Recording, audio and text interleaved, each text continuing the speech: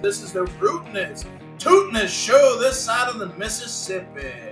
This podcast is 10 pounds of crazy in a 5-pound sack.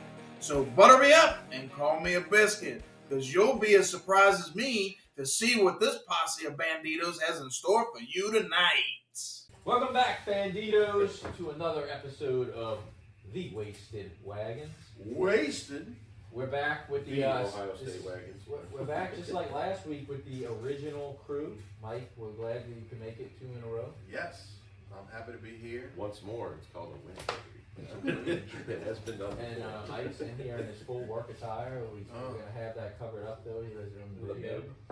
But we appreciate you being able to make it after a long day of work while the rest of us were probably off of work.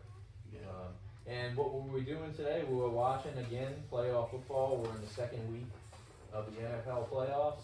Right now we have the Bills and the Chiefs going on in the background. We have the Bucks and Lions playing earlier today. So what are y'all's thoughts on the playoffs so far? Well, we have 2 Jets in the room with Bills jerseys on. And one with Lions and Baker Mayfield. Well, Travis, I've said it before and I'll say it again. The NFL is rigged. Why, Mike? Why is it rigged? Why? Because it's a money-making corporation that they're trying to make as much money off of us poor people as possible. So they make things happen, and it's scripted. All of it is scripted. So you're saying Roger Goodell and Vince McMahon are pretty good friends? Absolutely. Yeah, you're making it sound like So listen. So do you remember when you were a kid thinking that wrestling was real, and then that one day you found out that it wasn't, that it was all scripted, it was all one big show. You mean like the biggest? So that day for us has not come yet in football, but it will. The biggest lie of my life is that The Undertaker and Kane are brothers. You know, I'm like scarred for life because of that. The biggest lie of my sporting life is that Razor Ramon is not actually Cuban. What do you mean? He's from Ohio. Dude, that was She calls them for fun. But there can be so many stories in wrestling that we say were big shocks to us. Like, I mean, obviously, Edge and Christian are also not really brothers. What? And who remembers that poor gimmick that they did back when Desert Storm was going on, where they made Sergeant Slaughter like from Iraq.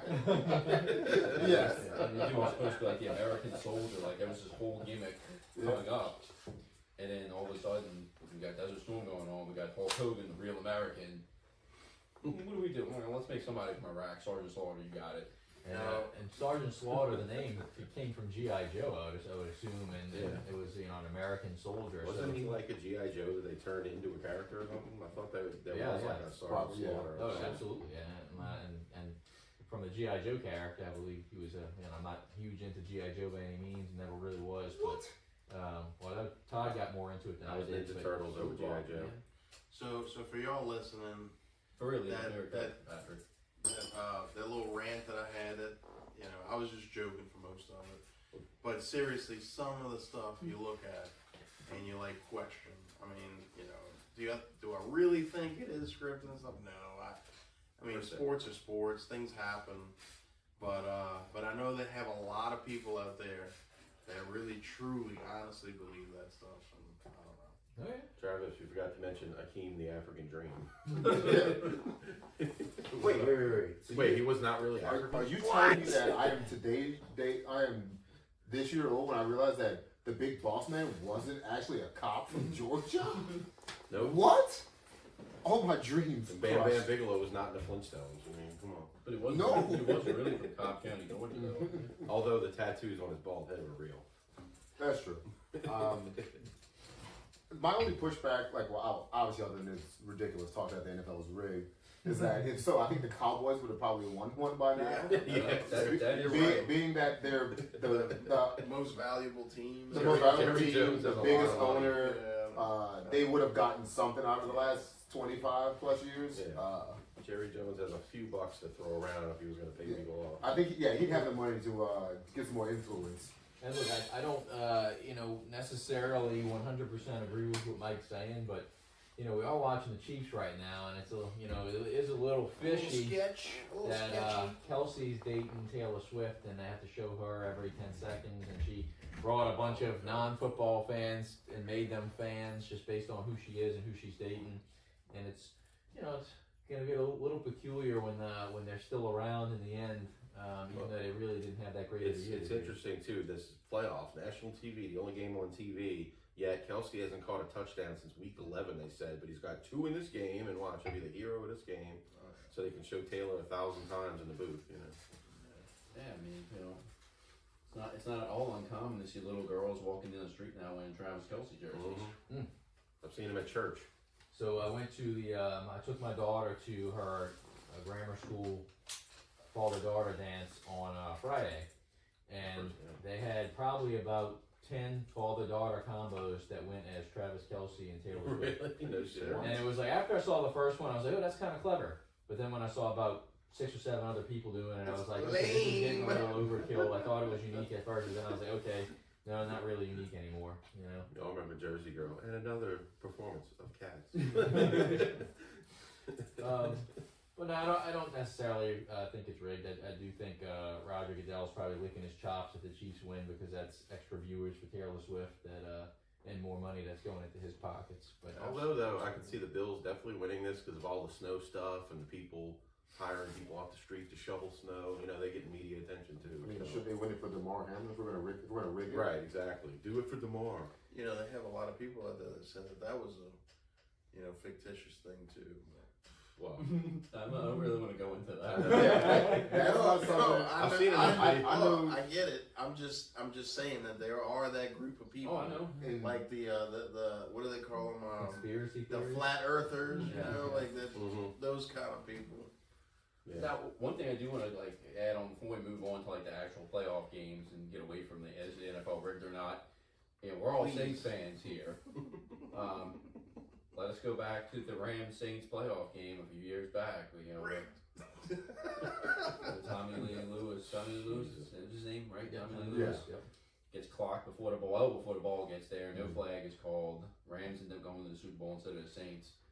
Did anybody think that was fixed in LA's favor? So yeah, that definitely. I don't think the NFL is aware of it, but I think these refs are getting paid a little side But hold on a side second here. cash. If you remember, like the next year, the Rams were unveiling like a new stadium, right? So I mean, what better way to kind of gain interest in LA than have them go to the Super Bowl the previous year, right? And look, there's also a lot of theory around the fact that referees hate Sean Payton, and you know, he's not going to get he's not going to get a big call that's going to go his way just because he's actually, you know, treats a lot of the refs like shit, and I think they probably overall as a group as a whole hate him. That call last week or whatever with the Detroit, where they went and they announced that he was gonna be in on the play. Oh, you talking about the tackle eligible? Yes, eligible. That was against That the was Cowboys. week 18, yeah. Yeah, and you know, look what happened there, and you don't think something's fishy with that ref? Yeah, it kind of gave Dallas that number 2 seed, which they didn't really do anything with. Yeah, when you watch the video, it's like the Lions player is running towards the ref, and he just kind of runs off and like pretends like he doesn't hear the guy yelling at him. You know? Yeah, look, I think this, you know, Todd just said he loves Dak, and you know, we can kind of go off on a tangent here about them boys, and I think as a whole, you know, We just checking y'all still them boys. my experience with the Cowboys really since the '90s, since their heyday, has always been you either loved them or you hated them, and I used to hate them in the '90s when they were winning all the time with Emmett and Michael and Troy Aikman. But when they drafted Dak and Ezekiel Elliott, I kind of became like middle ground. Like I was the outlier to the you love them or you hate them, because I've kind of always wanted to see, you know, those two guys be successful. They of course parted ways with Zeke before this season, but I still feel for Dak. I think he's seems like a really good guy off the field, and you know, would like to see him become, you know, take that next step. And he did have an MVP caliber season this year. You know, I think and I understand, you know, the quarterback is supposed to be the leader of the team, so he always gets the brunt of the Cowboys' failures as of recently. But I mean, that last week's playoff game, I don't really feel like was on him. Their defense played like absolute shit. Their defense, they gave it up from the first defense series. couldn't make a stop. I actually don't think they punted the ball. Green Bay. I don't think Green Bay punted the ball until the third quarter. It was a very very one-sided game. Dak did throw 2 picks, but yeah, it doesn't help when the defense can't get you a stop. I'll say this, going back, kind of circling back into the Saints real quick. So let's say we beat Green Bay early in the season or won another game somewhere, we would have been playing the Cowboys, I believe, and Dallas would have won that game. I think we would have been playing the Eagles, huh? Yeah, we would have played the Eagles. That's what the Eagles We could have easily, the way the Eagles been playing, we could have easily been in that game today, beat the Eagles, and then play Detroit. And then we played Detroit pretty well during the season, so. Would have been interesting, but Saints, with the Saints' history, they could have been the team that fell flat against the flattest team in the league at the moment, and the Eagles. Yeah, they would have made the Eagles look great. Yeah, they almost should have gave them the Saints. So it's another woulda, shoulda, coulda, I guess, but I have personally held a chip on my shoulder, and sorry to Matt Batty, but I've been pulling against the Packers all through the playoffs because of the fact that had we won and they lost, we would have been in, they would have been out, and that really just didn't sit well with me. That 1 point really screwed our season. No love for love? No, I don't. It's not a thing against Jordan Love by any means. Not really a LaFleur guy though. Yeah. He comes off as like really douchey and He like, gives off in a very punchable face. But it's funny though, because I think it was probably Sean who shared this picture back in the group text a long time ago when he worked for the Redskins, and he looked like he was a complete dad. Had like big frame glasses, some baggy khakis on. And then he gets this head coaching job at Green Bay, and all of a sudden he's the hot coach. He's got like the fade going, trying to make himself look younger. He's got the Tech Fest, the vest with no sleeves. So he definitely comes across as a douchey, punchable face. I think that. Shout out to Sculptors for getting him right. They got him faded up, looking clean cut. I mean, shout out to Sculptors for doing some work on that dude. Why the Sculptors hate? I'm not hitting Sculptors. I'm saying they did a service to him. Sculptures, if you're listening. Sculptures exist. Where did that talk last week? Sculptures? Was it Sport Clips? Someone's gonna have to go do a drive-by on their building. I saw there's one. I think there's one on where they used to be in the same area called Soto's now. Is that the one that ends in the Z? Maybe. Because there's one on the right-hand side if you're going towards the YMCA. So it used to be. Soto's was on the left. Then there's one on the right-hand side, kind of like by the Little Minds preschool, Little Beautiful Minds preschool. And That's not the one I'm it's talking a dude's name, but it ends in a Z, just like Sculptures did. So I'm wondering if he renamed it, or where's is the one of their barbers just stealing it. David Drive. Yeah. All right. Shouldn't the name be different? Like, shouldn't it be like what, Beautiful Little Minds instead of Little Beautiful Minds? Probably. It was probably taken. So they just had to. I don't know. Both ways sounds right. I don't know. Anyway, back to the By the way, football. don't you like these commercials with Emmett and Peyton on Bud Light trying to get people to drink Bud Light again? So I'll before we I'll throw in another tidbit before we start talking about the actual games taking place. We just talked a little bit about DeMar Hamlin when Mike mentioned the NFL being rigged, and I would like to get y'all's opinions on who's going to win comeback player of the year this year. Hold the glass. He's going to win it.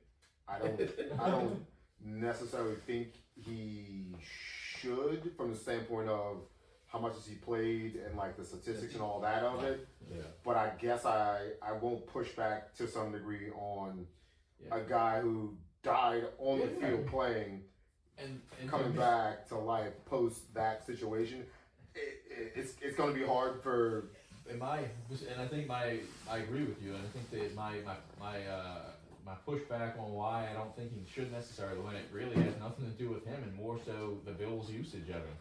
Because even putting him in on special teams or more nickel packages or whatnot, rather than keeping him inactive most of the year, I think it makes the case for Joe Flacco a little bit stronger, just in the sense of the Bills' usage of him. So let's just say this. Let's just say that we all kind of think that DeMar Hamlin's probably going to win it. So let's exclude him. If he were not in the picture, but not like dead, not in the picture, but just like not in the picture. Poor choice of words. That's kind of grim, dude. I'm just saying, if he had to sit out an entire season for health reasons, just to make certain that he was good, so he wasn't eligible to win the award. So wait, if the paramedics didn't resuscitate? No. If The he paramedics did do a job, dude. Great job, paramedics. Shout out to the paramedics. Shout out to EJEMS. if he were required to sit out a year for his own health reasons, who would win it if he weren't available? What, EJ? Travis. EMS, if you're listening? Travis said Joe Flacco. I mean, I would think it would have to be Flacco, but I mean, I don't have anybody else in mind other than those two. I mean, Flacco, I think, has clearly earned it. The guy's been out of football for, what, a year, 2 years? Bordering 2 years, I think. And he just comes back and leads the lowly Browns, you know, with a rapist quarterback sent them to the playoffs. I mean, it was ridiculous. They showed like his numbers of the touchdowns, and he had like I don't know the exact numbers, but he had like 13 touchdowns in like the last couple games of the season. Yeah. As opposed to Kenny Pickett, who had like 2 all season. He was their defense was carrying them, keeping them alive through the first half of that season, and then when he came, it gave him that spark they needed at the quarterback position. Man. How old is Flacco? It's like, I'd be like 40, something. I thought it was like 35, Somebody 36. look it up. I think it's somewhere between 35 and 37. That'd be late But they 30s, also early helped 40s. out Joku. Oh, yeah. For our fantasy team. I'd have no issue with Flacco. I think to do what he did, 39. being out, almost 40, doing what he did, coming just off the streets and off the bench or whatever to come and lead them to the playoffs, even though they lost in the first round. I think he is probably the clear-cut favorite if Hamlin weren't available. Tyler Bass just missed the game time field goal.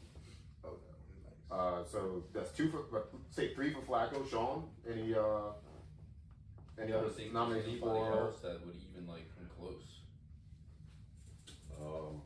Jeez.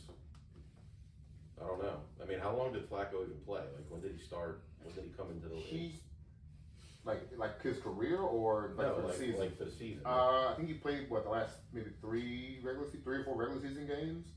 Maybe a little bit more, Yeah, but definitely 4 for sure. Mhm. Because he had like a run where he was like 13 touchdowns and like 7 or 8 interceptions, but he cleaned it up like the last 2 games of the season. So probably 4 or 5, I guess. And did he play it? Did he play it all last year? No, I think he was out of the league altogether. Because he was with the Jets. Then they cut him or released him after his contract year was up because of Rodgers. So I think he was on the bench for the Jets. Yeah. And then when they got Rodgers, he's been out since then. That sounds about right. Yeah. So I'd say probably Flacco's probably going to do it. I mean, he played well, even though Yeah. he's still a little reckless Joe, but he played well down the stretch to get him into the playoffs. Plus, he, like Todd said, he made Njoku like rejuvenate his season because he was not an afterthought, but he was not near as productive Right. as he was the last 2-3 years with Watson or whoever they had playing quarterback at, I don't know. at the times. I go, same thing with DeMar Hamlin. I just, every time you watch him, you expect him to just collapse on the field again. But if I can't pick him, then Flacco would definitely be. I mean, I'm trying to think. Is there anybody else that had like a remotely good season that was like badly injured last year, or just absolutely saw balls last year? I mean, Michael Thomas could have been up there, but he decided he didn't want to put it in. No. Kyler Murray didn't play enough and also didn't play well. I don't really think there was many other players available. Kyler Murray might be the third because he actually put a spark into the crappy Cardinals. Yep. He had them beat the Eagles at the end of the year. I mean, he probably saved his job as the starting quarterback. Give a little love to As old Big Dog Jones right there. Big Dog. What's the Pittsburgh quarterback? Was it Mason Rudolph? Yeah, he would be a good choice. He wouldn't win obviously over Flacco, but he would definitely get a consideration. Yeah, because we're talking about the number of games. He actually definitely played less than Flacco because he came in kind of like those last 2 or 3 games and looked good. Yeah, he definitely played himself into staying in the league as like maybe a backup or trying to compete with someone who has an older vet that might need some competition to make sure his job is. You know, maybe Pittsburgh tries to give Pickett one more year and keeps Rudolph as the backup and lets Trubisky walk. You know, I think that's absolutely what they should do, because Trubisky just shown that he does not have it, and Pickett also is starting to get injury concerns. Yeah. I would have said like the Dolphins could use him as a backup, because even though Tua played all games this season, the big concern on him was his injury history, especially the concussions. But they're going to pay him, I think, yes, but he does need a serviceable backup just in case, because you see all the injuries we had this year. Your backup quarterback, and it's been that way for a while, but like this year, in the last 2 years, backup quarterback is very, very important. Yep. This year especially. What if the Jets had someone like Flacco with? They guess they had him on the roster, but what if that Flacco? What if they had a Flacco like last year? What if that Flacco that we saw this season got to play for the Jets when they needed him? Mm-hmm. They could have salvaged something out of their season, but they were stuck with Zach Wilson, who, I mean, he's going to. It's sad that I was like real high on him, wanted the Saints to draft him, and it's like, oh, all right, oh well. I guess he just wasn't ready to be a pro. I think a little bit of that, plus he also just was not in a good spot other than having one receiver. The O-line is terrible, so no matter who their quarterback is, they're going to have a bad O-line, period. So hey, look, speaking of Poor Bassney said probably going to need to exit that stadium in protective custody. speaking of football and all the things that have been going on around, I think since last time we spoke, some people have been getting let go, and some people have retired. What do y'all think about all that? Let's start with what hits closest to home. I think Nick Saban. for the folks in Baton Rouge, Nick Saban leaving is a big deal for them. But for us down here, like we. I could wait, not to cut you off, but so far they've showed Kelsey probably 5 times waving and hugging, but they haven't shown Taylor Swift. I'm shocked. Yet. She's probably crying. She's too busy hugging Brittany Mahomes and tongue kissing her and stuff. They showed some crying Bills fans. Oh yeah, they showed several of those. They know the hashtag. Go Detroit. All I gotta say. I can't. It's funny. As much as I hate the Ravens, it's like now I'm going to be pulling for the Ravens. I think I was pulling for the Ravens no matter what, from at least the AFC standpoint. I don't know. But yeah, so I think everyone kind of clamored and wanted Dennis Allen going. It doesn't look like we're going to get that, but we did get the Carmichael firing that we kind of all hope for as well. So we got one of the two, which I think is a good start to try to. Pete hasn't been on his game for a long time, and I think the only thing that kept him around, at least this last season, was just everybody talking good about him. Like Drew Brees, mentioned how good he was when they were together and stuff like that. I think they try to give him one more chance, basically, and I think that's the only reason he stayed. But he obviously is not performing. Honestly, I think the only reason Dennis Allen's staying is because if he was more like supposed to be an offensive-minded coach and our offense is crap, he would probably be gone. But since our defense is definitely better than the offense right now, they're keeping Allen. I feel like it's not apples to apples like what happened with Buffalo when they got rid of Dorsey for Joe Brady, and that because they needed a change. But like something had to change, and at the very least it had to be Carmichael. Yeah. We've seen enough of that to know that he's not helping Derek Carr out. He's not doing anything innovative enough to work around a subpar offensive line performance. Honestly, it's like through the season, it seemed like some of the plays he would call for Carr, it was like they acted like he was still Drew Brees, and it's like Carr can't make these plays. They were also predictable. I think that's the biggest thing. The team was very predictable on offense. We knew what he was going for go routes. We had screens to Kamara. That doesn't work like it did when Drew was there. Because you had to respect Drew, even though he wouldn't throw it deep downfield often. He could, but he would eat you up in the intermediate 10 to 15 yards. And he was accurate. His completion percentage was like historic. Yeah. Carr is not that kind of quarterback. The offensive line is not near the same. So you can't keep trying to use Kamara and some of the weapons in that way when you had Drew because it doesn't work. The personnel is not the same.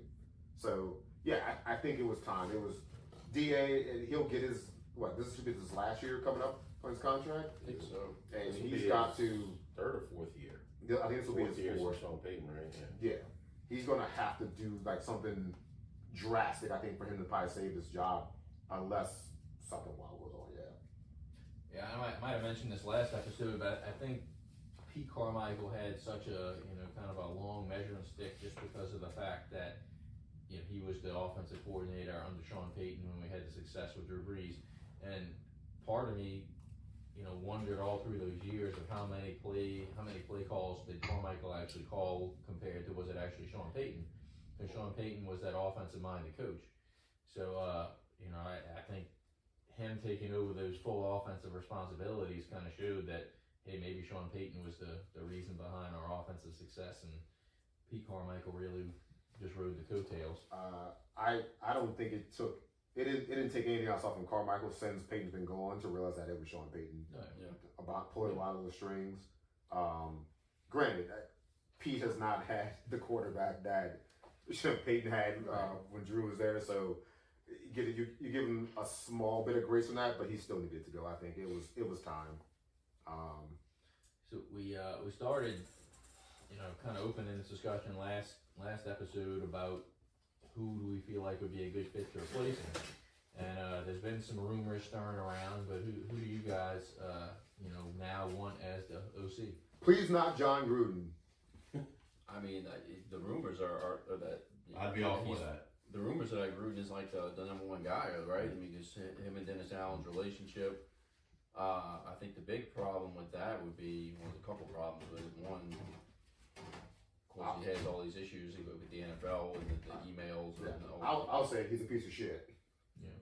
But he also has, what's the other thing I was saying? He has the relationship with Dennis Allen, but he does have the emails that kind of got him in trouble with the NFL. But he also has the fact that is he really willing to take the back seat to Dennis Allen? Because I mean they worked together before, and where I think Gruden was on top. Yeah. So I mean, does he accept the roles being reversed? I think he would, because he wants to get back in, right? In good graces with everybody. Good point, because I don't know if anybody would be willing to take that step to hire him as a head coach right now. Nope. And I agree. It's kind of like it's a 50-50 here because he does bring with him a lot of negative publicity, and is that a potential black eye the Saints want to take on. But at the same point, if I'm comparing him and Dennis Allen in a head coaching standpoint, Gruden's probably a better head coach than Dennis Allen. I agree with that. Yeah. I'm more concerned if he's gonna be the OC. I'm more concerned about his offense. The last time he ran an offense, how that translates to just being modern and being innovative. I'm worried. I think he'd be an upgrade over Carmichael, but I'd still be worried that maybe his offense has not been modernized enough. I'm sure he can strategize a bit here and there, but I don't know. That's my biggest concern outside of like his personal stuff that he's kind of got himself into. I could see Dennis Allen like getting hired and him thinking, hey, maybe if I come in and the offense does well and this and that, and let's say we have a bad season, but the offense looks good for some other reason, and they get rid of Dennis Allen, he's already in the building. Would the management consider just promoting him since he's already there in the building? Maybe kind of like on Antonio Pierce with the Rays who just got hired as their head coach. He's been in the building. He knows the players. They like him, respect him. He seems like they don't want to play for him. Just promote him instead of like going out and finding someone else. I Yeah. tell you what, Gruden has all this stuff about him, negative stuff, but I see the Saints being a little bit better with him having some kind of position. I mean, he would definitely bring some attention. He would bring hype up, the media attention around the team and stuff. True. My other concern is, will the players in the locker room want to play for him? Given all the things that he's done, said, and whatnot. I mean, didn't it feel like the Raiders players were kind of against him getting, what happened to him. I'm sure, yeah. I'm sure there was probably some, but I'm looking at some of the personalities that we And that's have, a big thing, the locker like room. Cam Jordan. Is Cam Jordan going to be good with this? Is Kamara going to be cool with it? Mm-hmm. Winston is not a starter like Kamara and Cam and DeMar Davis, so his input maybe doesn't matter nearly as much as. That's another topic. How many of those guys are going to be around much longer? That's true. I could even see him dumping Kamara in the offseason. Yeah, and Kamara's got his own skeletons in his closet too. So, and yeah, Cam doesn't really didn't really live up to the expectations this year. He was kind of invisible this year. That's it. I don't know if I see Gruden coming right in as OC, but advisor or something. Yeah. End of life, for his career. End of life. That's a good way to put it. So old. It's like 34. No, but I mean, for that, that's ancient football terms. it's very ancient. Yeah. I mean, speaking before we move on from this topic, I did see that the Saints were like one of 3 teams that would probably be pushed to do the Hard Knock show. I don't know I don't know how they get selected or if the team volunteers for that, but it looks like based off if nobody volunteers, the Saints and 2 other teams would be the prime candidates to be on that show. I hear there's a curse with that. And I was someone. I don't know. The Lions did it last year, didn't they? And they look at them. Lions did the in-season one this year, didn't they? Or was it the Miami? Dolphins did. Miami. They did it when the Lions did last year when they had Jamal Williams. So Yeah, and then the Jets was before the season. I just assumed they I mean, it was no brainer. The Jets, it was like, they got Rodgers and all these new faces, and so of course it made sense. Well, for them but to be they on. actually turned it down. They didn't want to do it. Did they? Yeah, there's a report from Diana Rossini, who was pretty closely tied to that team, but she lives in Jersey. Mm-hmm. She's like, they didn't want to do it, and then like apparently no one wanted to do it, so the NFL kind of came back to them and like, hey, we're not saying you have to do this, but it was a thing that they were kind of like, they went back to like, hey, we would strongly recommend you can reconsider this. And I think Rodgers had a hand in that because at first he was saying like, I don't want to do it, but then if you watch the first episodes, like in preseason, he was hamming up being on camera, but that's kind of him in general. Though. The league was probably like, if you want some calls to go your way this year, you would do Hard Knocks for us. Well, couldn't save him from 4 plays in. I know, that's nuts. I couldn't picture the Saints having a really entertaining Hard Knock show, being that Dennis Allen's post press conferences are as bland as He's such a robot. Yeah. If the Saints got Hard Knocks, it should be focused on, depending on who's still around, Jameis and Cam Jordan, the locker room of Kamara, because they look like after a win, they party and they want to have a good time. I think there's probably a lot of really cool things you get to see about the players, and any of us that are fans, we kind of know a lot about the players because they're very vocal and open in the community, so we kind of know something about them more than what you just kind of see. So I think from an entertainment standpoint, they'd be pretty good. The coaching aspect, whatever. Because the only thing that would make sense and see it entertaining is if we had Gruden somewhere involved, because then his personality added in, Yeah, and they would. Whether he was an advisor or whatever the hell he is, at least he's around for TV purposes. And you know how, if you've watched Hard Knocks, you know how they build the drama suspense thing. They would definitely play off of that into Chucky's back and all that crap, Yeah, my dad used to hate Gruden for the whole Chucky. Well, it seems like we have some torn opinions on whether or not if John Gruden was hired as far as the next Saints offensive coordinator. A couple of the names that I'll throw out there, I know I've thrown out one the past couple of episodes, is the Chargers offensive coordinator, assuming that he doesn't stay in that role with the Chargers, is Kellen Moore. Oh, okay. I like his youth. I've always been a fan of him from Boise, but I feel like he would be a nice fit for the Saints system. Yeah, the Chargers kind of suck this year, but I don't necessarily blame that on him more than I do on Staley. The other name, which this one wasn't one I thought of until I actually read an article saying that he's actually looking for an OC job. It was Cliff Kingsbury. Oh, really?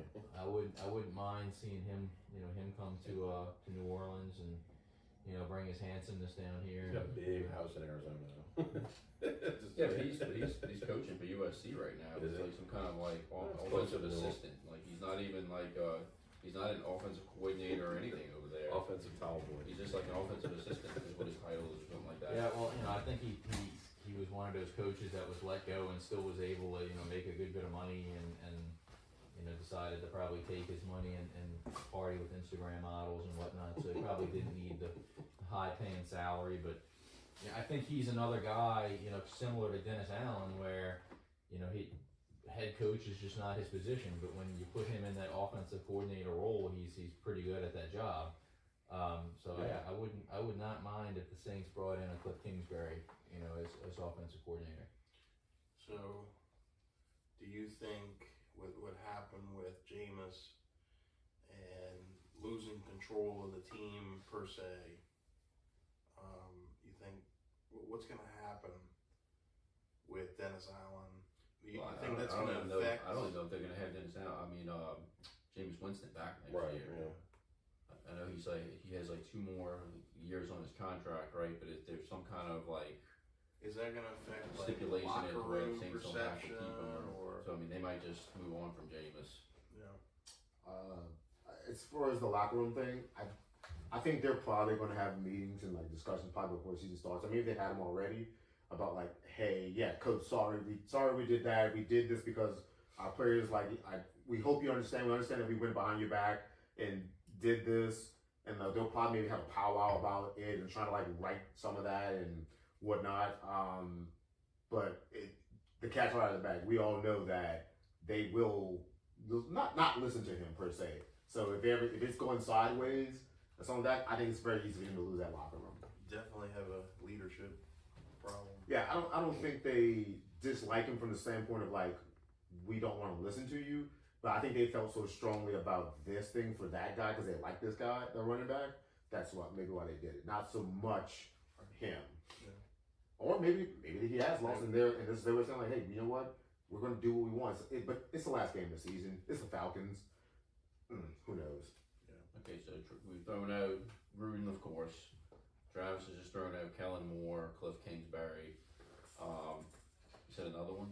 No. I mean, Ken Dorsey is one that I brought up before. I mean, I feel like his firing in Buffalo was a little premature, as you mentioned a little bit earlier, that it was just kind of like a change of scenery type thing when they need somebody new, so they have Brady in there.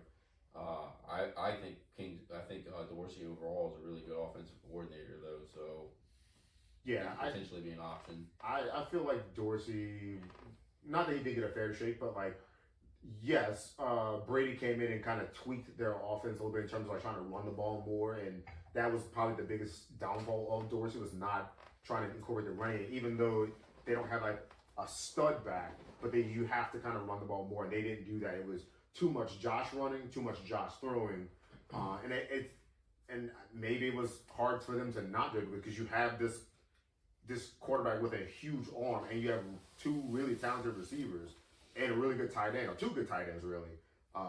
You didn't need to run as much, but as you see when it comes to playoffs, you gotta run the ball more. Even if it's just to set up some passes, you have to run the ball. So Dorsey, I'm not opposed to it. He's not a sexy name, a sexy hire, but there aren't very many of them. I don't think this offseason. The only name that he's not available, honestly, is probably Eric Bieniemy. Yeah. Oh, I forgot I left out Bieniemy. I like Bieniemy. I mean, is he going to be available though? They're really going to be available? Well, I guess we'll see. Depending on. It sounds like Ron Rivera's not leaving. No, Ron. I thought they can't. No, they fired him. They did? Okay. Yeah. So I think either but he said he still wants to play. He still wants to coach and stuff. Yeah. He's not going anywhere. I think he'll take another job. Watch, he'll be the coach of the Falcons. Bieniemy, if he doesn't get promoted from Washington from their OC to the head coach, he might want to look elsewhere because he left Kansas City to prove that he could do it to us and to hopefully get an opportunity. Yeah. I don't know how they say he doesn't interview well, but I don't know how good of a fit he would be for the city because I don't really hear anything about his personality too much, but at least. I don't really understand what you would need to do to interview well for a freshman football team. Though I mean, it's your product. Your product is pretty much available for everybody to see. Yeah, it speaks for itself. Yeah. True, but also you have to also know how to manage people and talk to people and deal with people, and that's the problem with a lot of coaches. You can be an X's and O's coach, but if you're a shitty leader, people are going to Well, follow. that's why not every coordinator is a great head coach. Right, and that's why a lot of them fail and only get 2-3 years because they can, you can scheme an offense, but if you treat your players like shit Right. or you things like that, it's just like any I job. mean, yeah, it's any job. You can be good at your, at your exact job, but as a manager or supervisor, not necessarily. You can be a great salesman, but if you step over people to get what you want and run over people and do shit behind their back, yeah, it's going to affect you. So Yeah. I don't have a perfect solution or a set in stone pick for what I want for the OC. Yeah. There's some intriguing names, but It's like the enemy. It's like they still say that he could be promoted to head coach, but then it's like, well, what are they doing with that team? Getting rid of Chase Young and Montez Sweat, like just dumping all their defensive players. Like I don't get they're like cleaning house. Or what are they yeah, trying to do? I don't know if they're trying to like move some salary to try to make a move to maybe get a quarterback, or where I don't know where their draft status is to see if they're even high enough to. Like, what did they even get from trading those guys? I have no idea. I think it was only just clearing salary and cap space. Yeah, maybe that. That's all I think I of. just love that Montez Sweat ended the season as the sack leader for them and the Bears. Yeah, maybe they did a deal with the Bears and gave them a hookup, and maybe they in return can get a bit of a deal to trade for Fields if the Bears take. I was gonna say that's another. Take him number one. What do you think's gonna happen with Fields? As a Saints fan, my biggest fear is that Justin Fields gets traded to the Falcons, and then Belichick gets hired by the Falcons to be their coach, and that would be a problem for the whole division. Yeah. That would probably instantly give the Falcons some real credibility in the division and sure the To league. be honest, I think Belichick's gonna go. I could see, as weird as it sounds, I could see him going to the Chargers because it's LA, it's a big market, and then they have Herbert. He's got a franchise quarterback. And especially for Bill, like I don't think he's gonna. All the reports that he doesn't want to coach it that long. He wants to coach enough to get the wins record, which he's I think only like 15 to 17 something wins away from it. So that's really 2 I seasons. can see him taking over the Chargers and making turn Herbert around. Any competent quarterback that doesn't any competent head coach that doesn't try to go for every fucking fourth down could get that team to 7, 8, 9, 10, maybe 10 wins or 11. Because you're really the only competition in the division is the Chiefs. The Raiders aren't that great.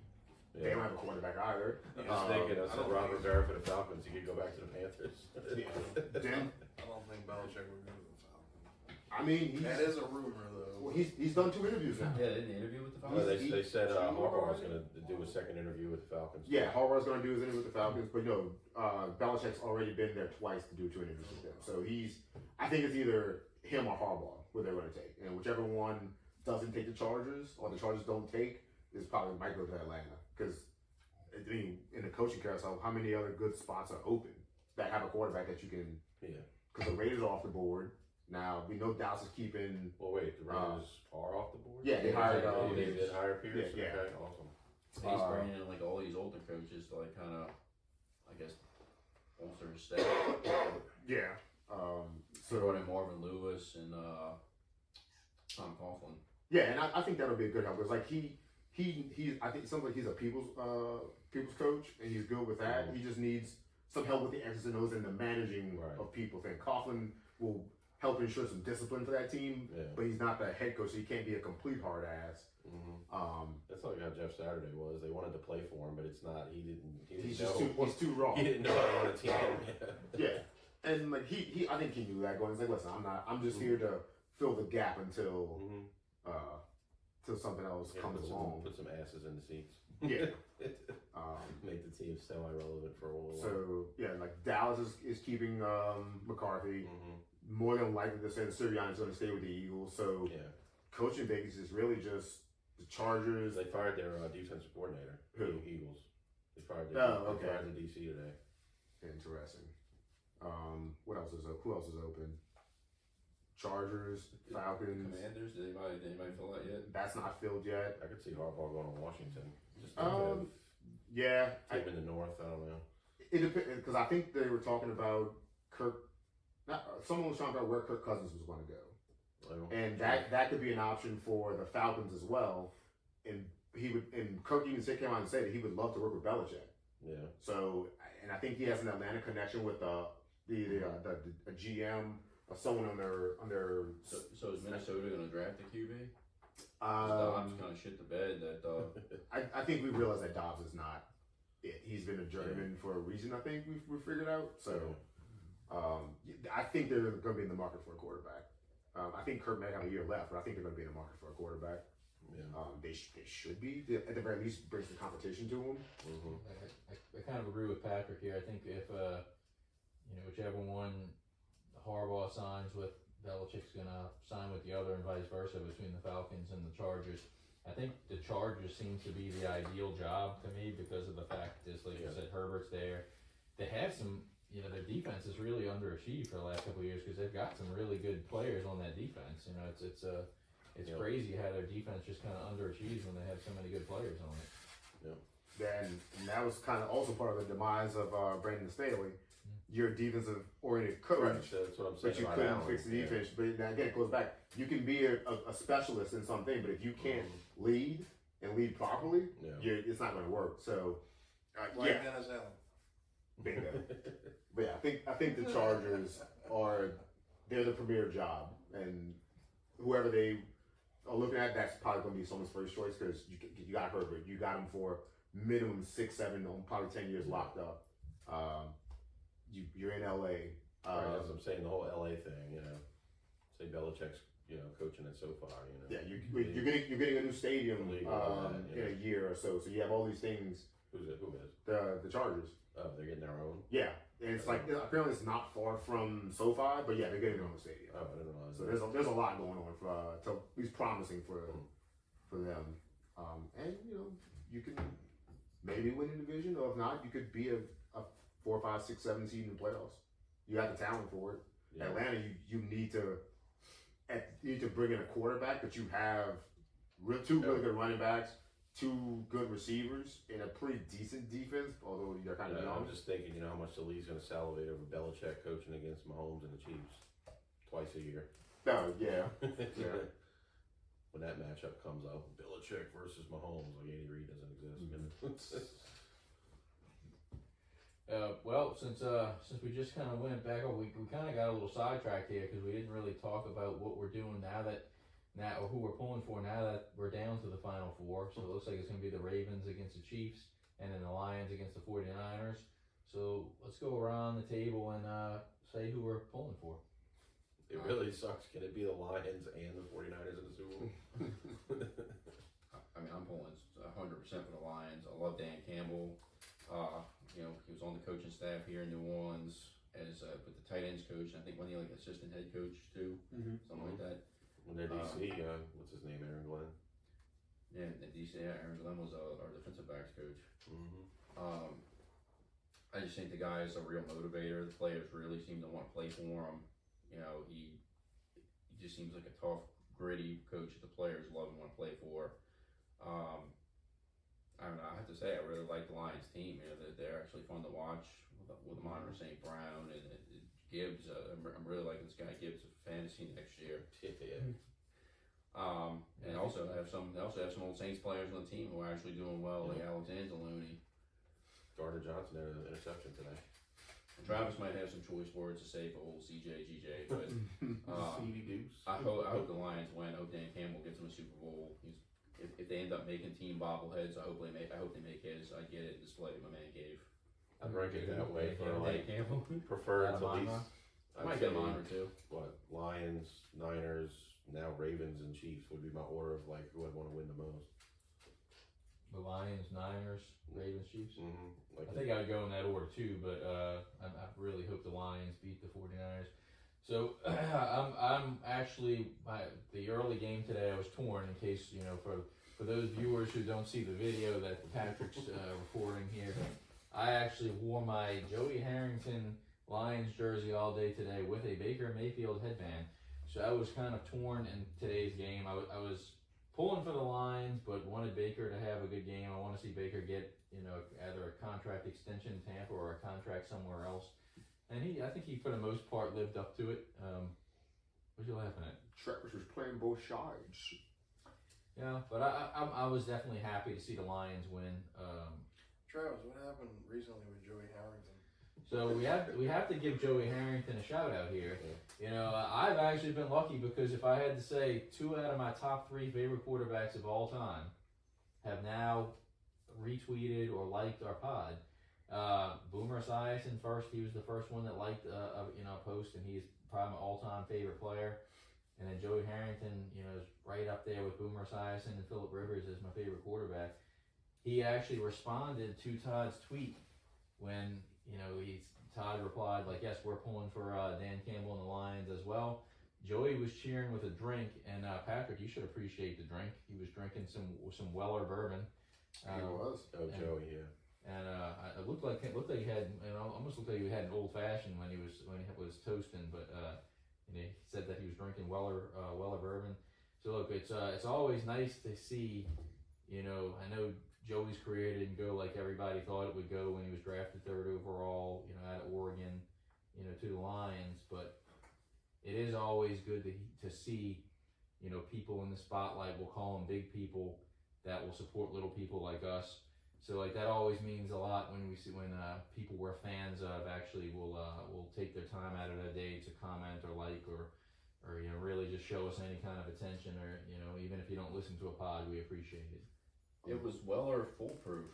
I can't read the little. It wasn't a white label, but then it's got again, a circle you know, sticker on it. That means it was a store fix, so the store he got it from did an individual barrel. So it's a little more special than just like the mass-produced one. Someone went out and tasted a bunch of different barrels and picked that one. So when that happens, they put a little gold label on the side. So that's what it is. But yeah, that's a very good bottle. this one is the nectar. So Joey Harrington, if you listen, you're a friend of the podcast. And I love you, Joey. Travis is going to write you a love letter. We're gonna write you a love letter. Look, I've been writing Joey Harrington love letters for years. I just hope that him replying to the pod is something that makes us all fans. And Joey, if you're interested, you could always, you know, come on the pod with us. And for the record, if you remember the year the Saints won the Super Bowl, we had Joey Harrington in camp as our number 3 quarterback. He was released in preseason, and we picked up Chase Daniel and put him on the practice squad with Mark Brunell as our number 2. Travis was really, really rooting hard for Joey to really shine in preseason and become the Saints number 2. Stay on the roster and get a ring. I was hope, you know, we obviously were set for a long time with Drew Brees at the time, and I was just hoping that we could have that young, you know, still, you know, a veteran but still young backup in Joey Harrington. I was just kind of over Mark Brunell. He was like 40 years old at the Mark time. Brunell was definitely on his way out at that time. And he got a ring. He did. look, nothing against Chase Daniel. I mean, Chase Daniel. I think if we Probably the smartest NFL player alive. if we can talk about any NFL player that's played his cards correctly, it's Chase Daniel. The guy's made so much money as a backup quarterback, never really had to worry about getting hurt. So kudos to you. I just remember you know, he just always, when he was here in New Orleans, just came across as you know, we talked about punchable faces. Chase Daniel just came across as kind of a cocky douchebag.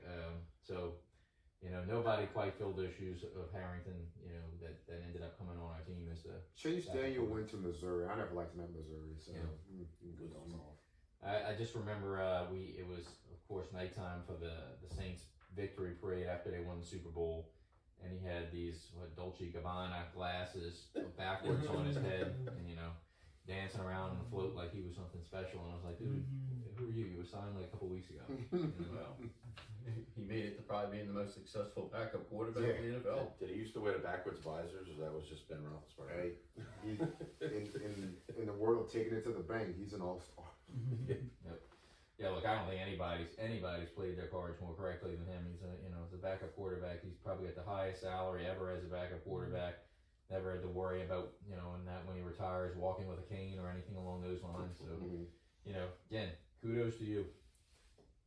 Mike, did you have a hierarchy or who you playing for? Yeah, I mean, I go with y'all, same thing. The Lions, they were shit for so many years, man. Yeah. And, you know, if there's any team out there that, I don't like saying deserves, but something along those lines. If there's a team out there that should go all the way, it should be the Lions.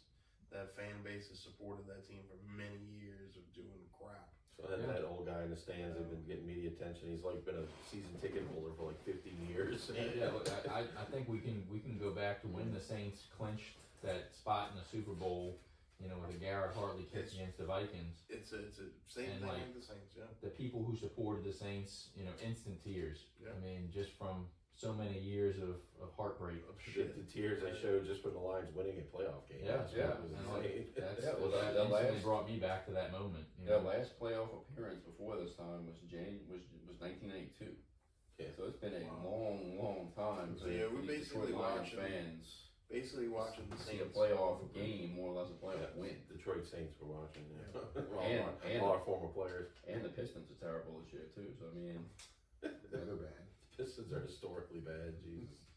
Virginia Kyle Kuzma running his mouth about you don't want to be that team to lose to the Pistons, and he and the Wizards lost to the 3 Pistons. people did, and now 4. Kyle Kuzma has no leg to stand on. He's an asshole. He's such a flashy player, but there's not a lot. Have the Wizards ever been? He's a stat filler. He'll get you the stats, but there's no like true substance to his game. He's there. He scores a lot of points. Doesn't really play defense. He's been bouncing around from team to team because he's just not. I don't think he's like a real team guy. He seems like he's a me guy 1st and gets his stats and his money, and then whatever happens happens. Yeah, he's like a Kyrie or something, just going from one team to the next, trying to be the guy and trying to just But keep his name relevant. You know, Kyrie has like, not saying that Kuzma has no talent, but the gulf between the talent of Kyrie and Kyle Kuzma is massive. Yeah. That'd be like me running a marathon versus a Kenyan running a marathon. that's how the gulf. That's how the talent difference is spread out.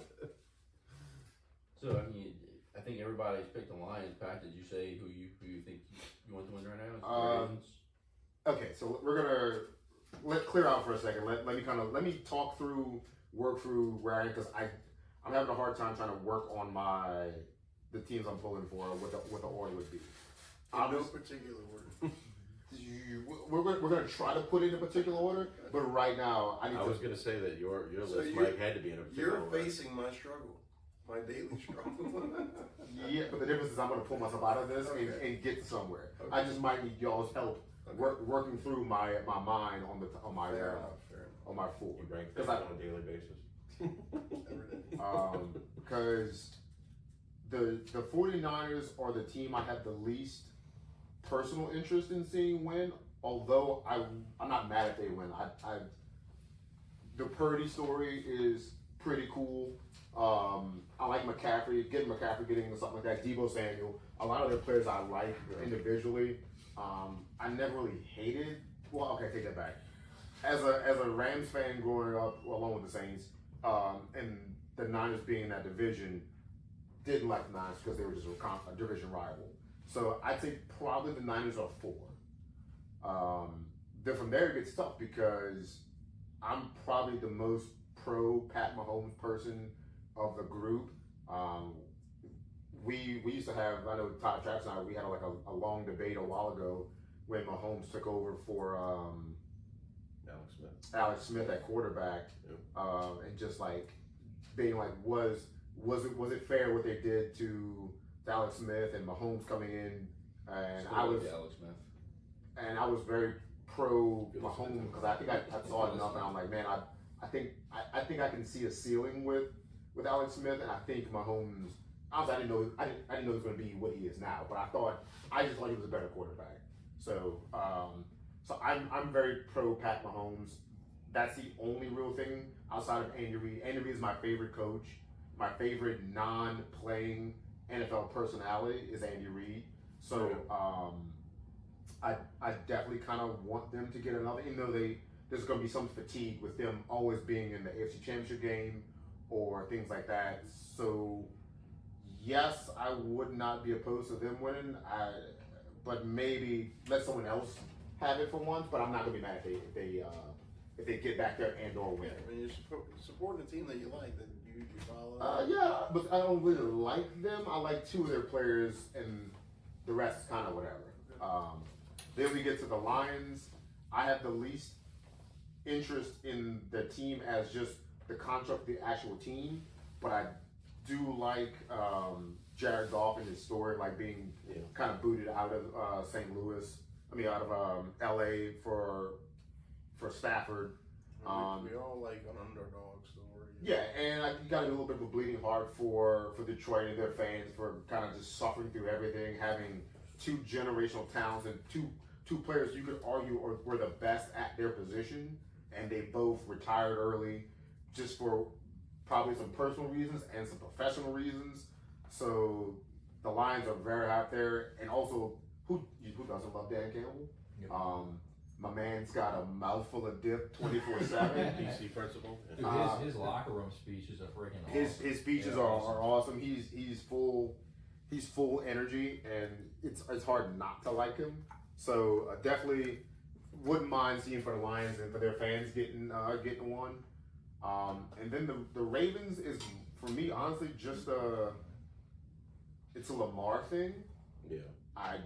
He's probably going to win his second MVP, deservedly so.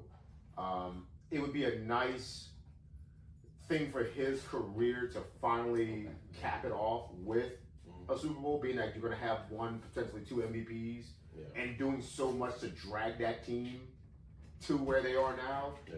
Because he didn't have Mark Andrews for a lot of the season, and other seasons all he had was Andrews, and they finally got him some talent to make that team a bit more complete and less dependent upon him. I don't really care about Harbaugh. I'm trying to think of quarterbacks that won multiple MVPs and didn't win a Super Bowl. I'll definitely be pulling for the Ravens to beat the Chiefs, but at the same point, we all know my reason for not wanting the Ravens to win it, because there's a Harbaugh attached to it. That's fair. I definitely like John way more than Jim Harbaugh. So I'll agree with that. Harbaugh's a Harbaugh. I feel like What's your opinions on Jack Harbaugh? I feel like I'm gonna take the. So funny story. A guy I work with went to Western Kentucky University while Jack Harbaugh was the coach of the football team, and he says the same thing. He's like, because he knows I'm an Ohio State fan. He knows I can't stand Jim Harbaugh. But then he was like, "Oh, have you ever met his dad?" And I was like, "No, I haven't. He's a little before my time." But he's like, "Well, I was in college when he was the coach, and he was a complete asshole." So it runs in the blood, Yeah, so I guess now talking it out, I'm gonna take. Well, then wait, real quick too, because Jim just won a freaking national championship. Do we need the other Harbaugh to win too? Come on. I want to say. Yeah, but the other Harbaugh already has one, so it's good enough. The media would love that too. Oh, Harbaugh brothers winning in the same year. Yeah. What a script there. Yeah, exactly. Yeah. Not rigged at all. Yeah. Cool. Well, you got. Hey, but the Ravens have to get past Mahomes and Taylor Swift first. So I mean, Right, yeah. Did you say Mahomes and Taylor Swift? You're right. So, not to make this long, I think I'm gonna go with Ravens 1A, mostly just for Lamar. I want him to get one so we can officially just get that out of the way for his resume, for his, especially the people that were doubting him this morning, like him being able to be a quarterback. I'm talking to you, Bill Pullman, you piece of shit, who said he was only going to be a wide receiver. You can go fuck yourself. So then, 1B would be the Lions for Man Campbell, for Goff, for the city, the fans, and then I guess Chiefs, Niners, and that one. So go a Lions Ravens Super Bowl would be my choice, and I'm good with whatever happens up there. And I think that's what probably all of us are pulling for at this point, Lions, Ravens. But what would be the worst about, again, there's a lot of players on the Niners that I actually like. Like, I don't dislike Purdy. I do think there was a little bit of a jump to the gun to almost start comparing him to the next Tom Brady, which was a bit ridiculous. Nothing against him personally, though. But, I like McCaffrey. I like Kittle. I don't have any issues with Debo. Nick Bosa. Like all those guys. But, the issue, I think their issue here is kind of aligns a little bit with Dallas. Like, I think the Dallas fan base and the San Francisco fan base is what kind of annoys me the most. Because once San Francisco wins one, you're going to have people climbing out the woodwork saying that I've been a diehard San Francisco fan since Joe Montana. True. I'm laughing because yesterday, I love the dude that I'm talking about yesterday. He's one of my friends at St. Edward, but he went home between when we got back from the breweries and went to the after party. He went home and put his 49ers beanie on, and he was watching the game like like he was like at his own house and he had to leave at halftime because he just couldn't take it. You know, they were doing bad, or I think it was close. It was when like the Packers had that interference and then scored a touchdown. He was like, I can't take this. I gotta get out of here. And he went home and watched the end of the game. I thought you were gonna say he went home and put his '90s Shark Tooth San Francisco hat on. Nah, that would be dope. You go home and put on a '90s San Fran starter jacket. I'll give you props. And then our men's club president, his soon-to-be wife, is engaged this year. They get married, and yeah, she's a die-hard Niners fan. I don't know why, but he's like, good, I can sleep tonight. I don't have to sleep on the couch because the Niners won. When I was a kid, I had a 49ers football that was stolen from me. Oh, yeah. Remember that story? No, I don't remember that story, Mike. No, do tell. Maybe on the next cast. We'll Remind me. save that for an episode when we can get Mike a little more liquored up and bring that up so we can get a little more out of him. Plus, when we're also not trying to disguise some of his outfit. And as you know, like, I got beat up. Very let's bad. look at the Bay Area teams here. You know, the Giants had a really good run for a time when they had, you know, Madison Bumgarner, Bruce Bochy, Tim Lincecum.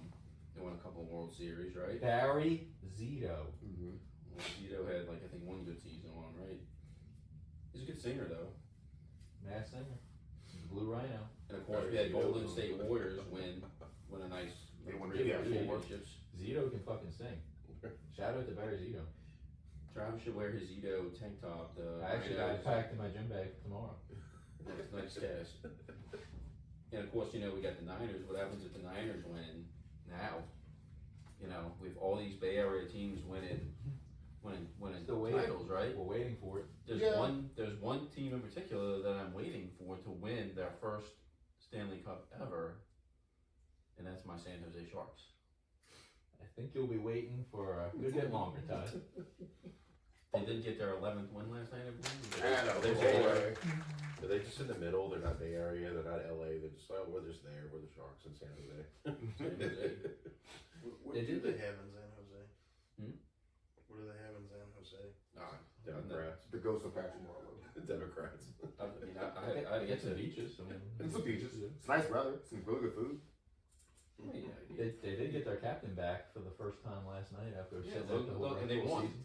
this could be the turnaround right here. I don't know if they're too far out, but But you know what? Let's just go ahead and mark this date and time and see what happens. 30 game win streak coming up. But so speaking of hockey, are we done with football? Can I segue from this? Sure. All right. I made two recent You were saying? Go ahead and get it out. I made two recent posts on X about hockey jerseys, right? Wait. X like the drug or Twitter. Twitter? Okay. The artist formerly known as Twitter. Okay. Two Elon hockey. Musk, if Can you're we listening. just call it Twitter? I still call it It'll Twitter. never be X to me. I know. Twitter. So I'm just glad we're not calling Facebook Meta. So I made two posts on the artist formerly known as Twitter recently about hockey jerseys. The first one, the most recent one I did was the Oregon Ducks hockey jerseys. I don't know if you guys had a chance to look at those. Mm-hmm. Yeah, I posted it to a group a They day or are- two before you. They are I incredible. posted again. You know, it's a guy. You know, I brought this question up to Patrick last week. You know, he's not much of a jersey wearer, but as a Or big not. hockey jersey wearer, I wouldn't even mind having one of those jerseys, even though I'm not necessarily an Oregon fan, just because of how cool they look. I mean, I'm not a Phoenix Suns fan, but you give me a throwback Dan Marley, I'm in. I kind of like the new Black Phoenix ones. I think it says the Valley on them. Yeah, Those are freaking awesome. they're not bad. Yeah. I mean, those Oregon Ducks jerseys are as sexy as a Toronto Blue Jays 5950. Am I right? No, I'm kidding. Are we talking about the old school Blue Jays, or the one that they kind of had in like the early 2000s? I'm talking about the ones that certain bandwagon people that we don't talk to anymore were wearing. Oh, those. Yeah. Yeah, those are the ones I was talking about. Give me that baby blue one from for Toronto. That thing is fire. Yeah, the old school logo is pretty damn cool. Are you talking about the old one, or are they talking about the 2000s one that they had back in like the old Jesus one. Christ, Yeah, I can't even think of who was even on the team at that time. The The original. old one. Let's just Back in the Joe Carter days. yeah. You know what? Let's just say this: any baseball team that has a baby blue jersey, be it an alternate, a throwback, or a current, they're all awesome. The Expos. The Phillies, the Expos, the Cardinals from back in the day, the Blue Jays. Might be it. I mean, the Tampa Bay when they have their baby blue with the blue with navy blue script on it. Yeah. Fire also. What about the Red Sox, like UCLA Bruins on the No. jerseys? Would you like those? Thumbs down. Absolutely not. It was, it took me a while to realize that was even the Red Sox when they showed them playing on TV. Oh, that's like their Boston Marathon tribute jersey. It's a City Connect jersey. I don't think it's that great. It's the yellow for me. It looks like a poor version of the Chargers' current uniform. It's like the Packers when they wore that navy blue and gold looking crap. That's a whole different level of bad. And the Pittsburgh wearing those bumblebee jerseys. in the felon jerseys. They look like they were in the movie Life. But yeah, what was going on X/Twitter? Okay, so I just posted the first one went over was the Oregon jerseys, and I think those were really, really cool jerseys. Actually, I'm a Wisconsin Badgers hockey fan, so because I saw that jersey, I'm like, I'm gonna go buy a collegiate hockey jersey. So I went and bought one with Bucky the Badger on it. For DH Gate, if you're listening, we love you. I don't know. DH Gate is not listening. They're all sleeping right now. You get a random message at like 8 in the morning. Can I help you? Customer service is returning your call. Can help you. So I don't know if my jersey that I'm gonna get is gonna fit like an extra small or an extra large, but I did order one. Bucky the Badger looks really cool. The other jersey that I posted, and I don't know if y'all had a chance to see it. I mean, we're all basically somewhat NHL fans now, right? They released what the All-Star jerseys are going to look like this year. Mm-hmm. And I think they look like total shit. Yeah, Like they look like basically like motocross jerseys. You're not alone. They don't look good. So I don't know what they were trying to prove here. Like, it'd be cool if you came up with that jersey if you were like partnering maybe with motocross. But I mean, they're just so bland looking. Right? It looks almost like an inline street hockey jersey. The NBA All-Star jerseys don't look that good either. They look kind of bland-ish too. And I'm not, I said this last podcast about the Zydeco, even though I know the Zydeco doesn't have nearly the amount of money that the NBA or the NHL does, but there's so many graphic designers, man. Look, we could, graphic artist right here that made our logo can do so much better than what some of these teams are putting out. Whether it be jerseys, whether it be logos, whatnot. You want to talk a little bit more about the logos and how you can win? Maybe one of the logos here, the little stickers. We'll get that towards the end of the episode. Let's come back to that. Just a tease. That's just a tease. There's merch, people. You can win or just We have have merch. one. Wasted Wagons merch. Coming soon, coming now. Well, There's a merch there you store. go. If I'm looking at All-Star jerseys in general, I think a lot of people gave the MLB All-Star jerseys this year a lot of shit, but I actually really like them, and I bought me an Adley Rutschman one that got Camden and Austin Hazel one because they're Seattle colors. Yeah. But they still got the team patches on them. I think they look really good. And they kind of got like almost like a moving water kind of look to them. Yeah, right there. I thought, did it have like a city skyline kind of on it too, or is that just something else I'm thinking about? I can't can't remember. but I don't really remember it. I thought some All-Star or team has a jersey recently that had like a city skyline on it. That was kind of cool. The city skyline in the baseball. Seattle did like the teal and navy blue, but they almost have like kind of like a watery look to them. And like when I first saw them coming out, I was like, Todd, if Adley Rutschman makes All-Stars, which he very well may, and he did, like you need to get one. And he was like, okay, and got the teal one, and he's There's got to go in. the NBA team that's got like the town or something. Was that Golden State that have like a skyline? Yeah, the town. Golden State has a town on it. But it's a skyline, right? Yes. Yeah. Oh, it's like the bridge. I was maybe. thinking the Suns. I think it's the skyline of the city and maybe the bridge too. Yeah. Well, they've always had like the Golden Gate Bridge kind of woven into like the side It's on that logo. of the shorts too. Yeah. Yeah, so I don't like a silky kind of feel to it. Yeah, I don't see the skyline, but it's got as you see the Seattle Mariners colors, the wavy water look that Travis said. It's got the little Mariners logo for the American League name. Looks like a fishing shirt. That's such a. Speaking of which, Todd's wearing a fishing Yeah, shirt, I actually got my Magellan Outdoors There you go. fishing shirt on. which is something we're going to talk about in a second as well. Yeah, I actually really like this one. This one actually, when it first came out, I think a lot of people criticized it. It's a great jersey. It instantly takes you back to the Griffey Jr. days when they were there. J. Buhner and Josh Jaber, yeah. Edgar Martinez. What a team. A very underrated third baseman, and Mike Flowers. So I would like to continue this jersey conversation because we made, Todd and I both hit between, and then Patrick does a good job of hitting some of the social media. Mike, I know you do TikTok. Todd does a great job on X. He's on it all the time, posting random stuff. Both Todd and I posted something on Facebook and Twitter about a conversation we had on the last episode of, this stars back to the conversation of Patrick not liking to have jerseys, but the one that got the most attention on Facebook happened to be that one where we posed it as the question of, Patrick said he may be interested in getting a Cardinals jersey or an Avalanche jersey sometime in 2024, and I decided to take it to that next level and say, who would you suggest Patrick get from one of these teams? So I'm going to pose that to this table, and I'll say some of the comments we received on Facebook were, Matt Batty posted that you should have Ozzie Smith for the Cardinals. I'm going to go out and say Patrick already knows, and he's already told me no a couple of times, but I like Adam Wainwright for the Cardinals. Guys played his whole entire career on the Cardinals. Yes, he had some bad years to finish up, but we've talked about that with Cam Jordan. That the guys get to the end of the career, they're not the same when they're younger. And then a guy that really flies under the radar when we talk about the Avalanche, we talk about Joe Sakic and Peter Forsberg, and even if you want to throw Ray Bourque out there, Milan Hayduk. Why don't we ever mention Adam Foote?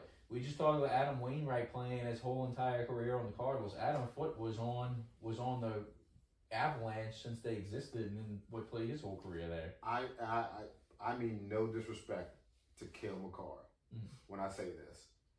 And if it weren't for Ray Bourque coming to the Avalanche and then finally getting a ring with them, Adam Foote, the best defenseman they've ever had since they became the Avalanche. Yeah. Period.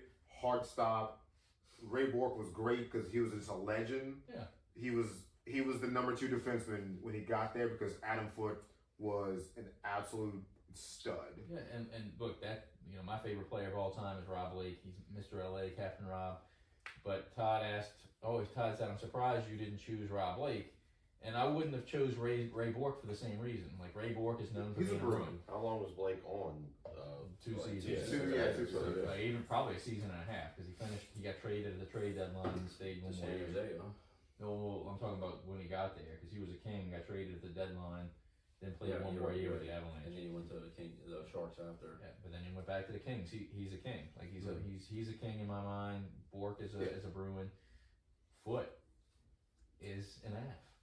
Adam Foote and Adam Wainwright get my vote here. 52. Well, Travis is talking about the whole career thing, and I'm going to throw. I was throwing. Obviously, I think Ozzie Smith's probably the correct choice for a Cardinals jersey. Let me cut you off real quick. The debate for if it's a Cardinals jersey is no debate over. It is Ozzie Smith, and there's no other alternative. It's just a matter of which Ozzie Smith jersey. I would still like to hear everybody else's opinion. It's not Mark McGuire. But I'm gonna hold on a second. I'll get to that when Todd gets around and finishes. No, I threw Brian Jordan out there because he was one of my favorite players as a kid. He probably wasn't in my top 10 favorite players, but he's probably as a kid he was probably in like my top 15, top 20 favorite players. I love Brian Jordan. Do I think he would get his jersey? Probably not. But another guy that I thought of throwing out there, and since Travis mentioned that Adam Foote played his whole career on the Avalanche, I'm thinking this guy played his whole career on the Cardinals, and he's very, very underrated. It was Ray Langford. Yep. Ooh. That pulls at the heartstrings from back in the day, so that would definitely get some consideration. But see, that time, you had, and Ozzie Smith was obviously before those guys as well, but Ozzie Smith, Ray Langford, Brian Jordan, that was a pretty good Cardinals team. Yeah, good teams.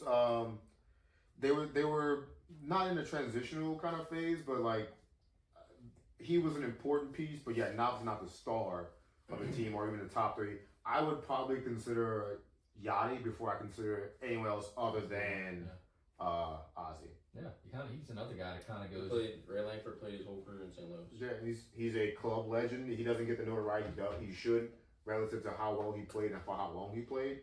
But yeah, he's a great. If you're not a Cardinals fan, like most people probably don't like Yachty or Molina, but if you are a Cardinals fan, like he's an excellent choice as well. Well, I'm gonna say something on that. Like I hated Yachty or Molina when I was younger. In his early days, I did not like him. Thought he was a cocky prick. Mm-hmm. Towards the end, though, I really gained a lot of respect for him because he played his whole career in St. Louis, and he really seemed like another one of those guys who was, despite the fact that he had those kind of attitude issues early on in his career, was a guy that was a team player. All the players rallied around him. He was still putting up good numbers late in his career. So he gained my respect for sure. And now he's a coach. I think he'll do well coaching and helping out. Real quick to interject.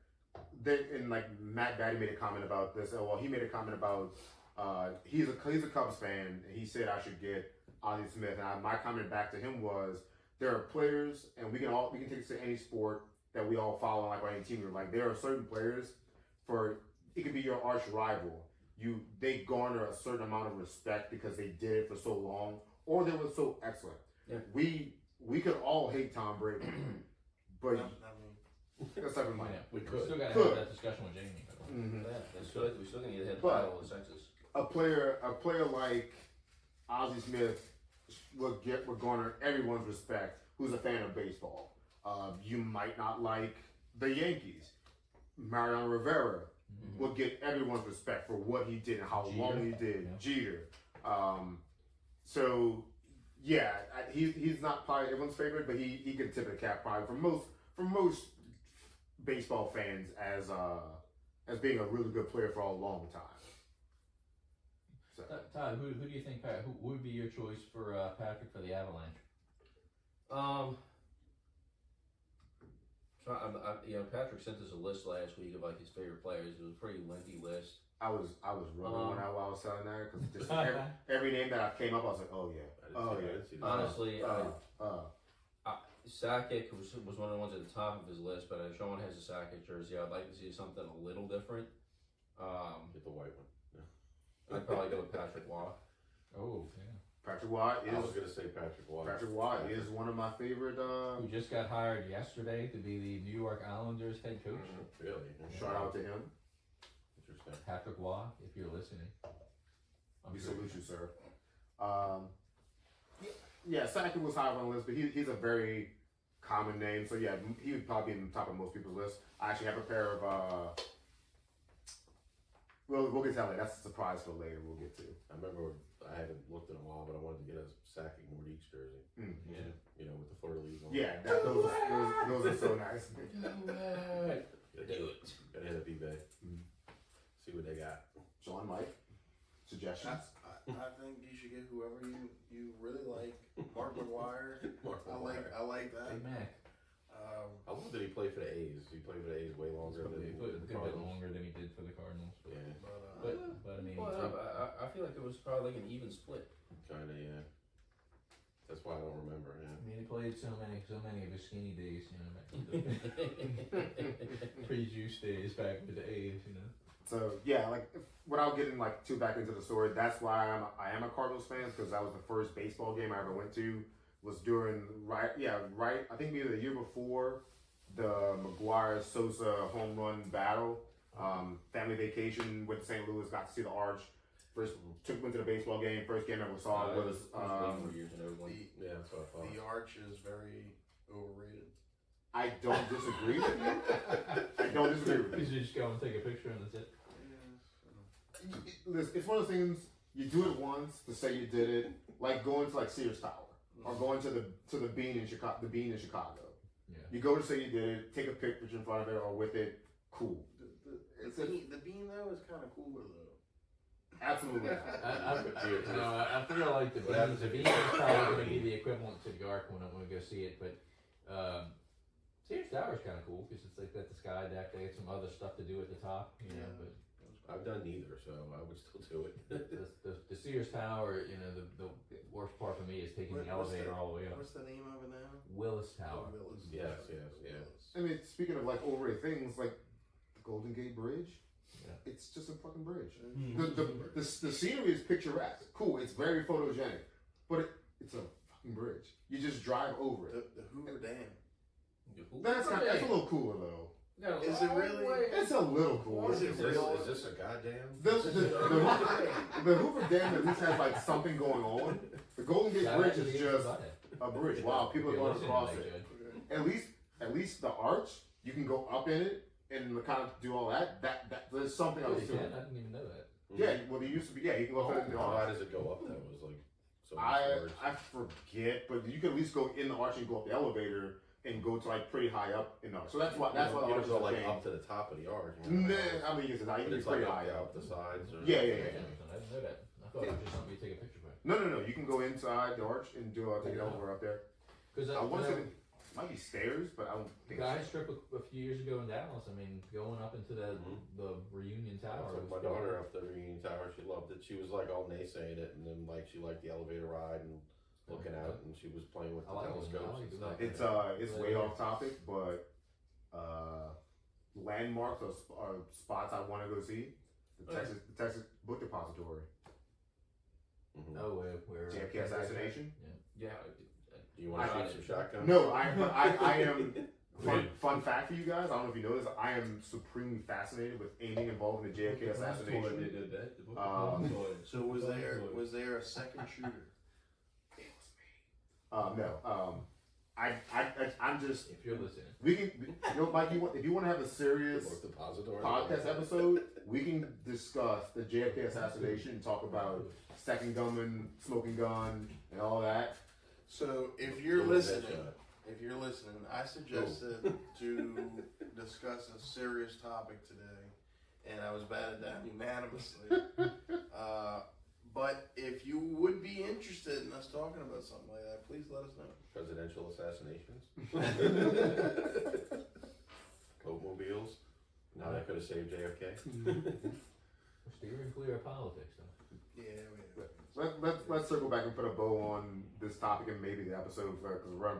But we covered a good bit. We got probably more to talk about, but I know Mike probably doesn't have as big of a jersey suggestion from a hockey standpoint to give to me. But yes, thank you, Mike. I will go with whatever makes my heart happy. Whatever makes you happy, buddy. Thank you. But you need to get one. Like I said, I like the Patrick Watt since your name is Patrick. Oh, that should be the first thing we talk about. That's a strong play. It's in the top 3-4 consideration. And your middle name is Roy. You know, I'm kidding. Yes, I'm actually named after him. It's Patrick Roy Tappan. Patrick Watt Tappan. I'm sorry. I know. He's a Canuckie. But yes, there will be a jersey purchased or a sweater, and Or a sweater. There you go. An abs ugly sweater would be nice. depending upon the time of, there's no such thing as an abs ugly sweater. Thank you very much. Yeah. But Do you wear it for Christmas time? I wear it 20%. I wear it any time of the year. Maybe not July. I don't want to like get exhaustion and pass out. But yeah, either possible. There's a good chance we'll have a jersey for St. Louis. If not, there'll be one after, or there'll be an abs sweater, or maybe both. So look, an Ozzie Smith light blue, and I like that option. Since we're wrapping up the sports talk, though, and it's not necessarily wrapping up complete sports talk here. When we said we had another issue that we wanted to talk about, Todd is wearing a fishing shirt. It's been a little while since we've been out on a boat, Mike. What's going on with that?